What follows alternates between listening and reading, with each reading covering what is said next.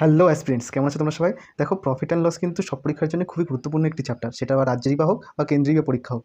এখানে আজকে আমি তোমাদের জন্য একটা কোশ্চেন নিয়ে চলে এসেছি, যেটা পরীক্ষাতে সব রকম পরীক্ষাতে প্রচুরবার আসে এবং ভবিষ্যতেও আসবে। এখানে বলেছে, if by selling 12 text books a seller earns profit equal to the selling price of 4 text books, what is his profit.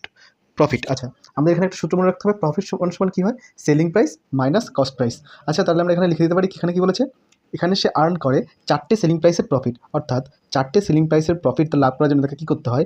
12টা যে বই আছে সেটাকে তাকে সেল করতে হয়, তার থেকে মাইনাস করে দেবো আমরা 12টা কস্ট প্রাইস, অর্থাৎ 12টার যে দাম সেটার থেকে 12টার যে কস্ট প্রাইস সেটা যদি আমরা বাদ দিই তাহলে আমরা 4টে সেলিং প্রাইসের লাভ পেয়ে যাবো। ঠিক আছে?